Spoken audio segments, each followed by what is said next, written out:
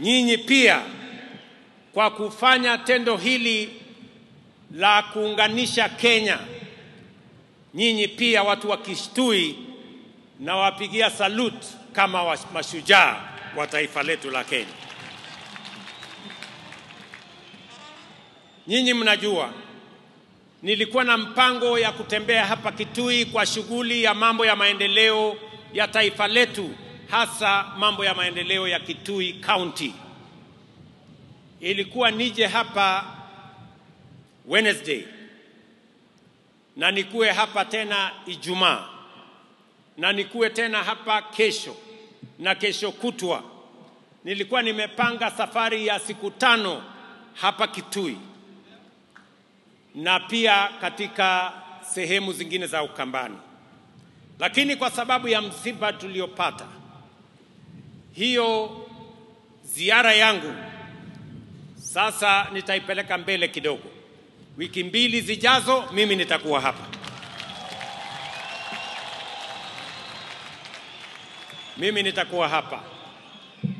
Na nitakuwa hapa makusudi kwa sababu Kitui, Ukambani kwa siku nyingi imewachwa nyuma. Na mimi nimesema kwa vyovyote Mungu anijalie hii Ukambani haitawachwa nyuma tena. Nataka mnisikize jameni, ndugu zangu watu wa Kitui. Sisi ni wananchi wa taifa moja. Sisi ni wananchi wa nchi moja, taifa letu la Kenya. Siasa ya zamani ya ubaguzi, siasa ya migawanyiko na chuki na ukabila ndio imetuletea hasara ya sehemu zingine za Kenya kuachwa nyuma kwa sababu ya siasa duni ya kubagua wananchi wengine. Ndio mimi nimesema kwa vyovyote hii Ukambani haitawachwa nyuma tena. Mnanielewa? Wacha nirudie. Maneno ya zamani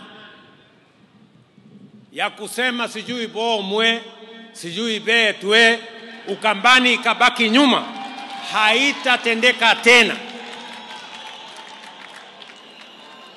Nasikia hata kuna wengine wanajaribu kueneza siasa ndogo ati maskini jeuri. Iko maskini jeuri ya kufanya nini? Hakuna umaskini itabaki hapa Ukambani. Tunataka tuungane, tushirikiane, tufanye kazi kwa pamoja.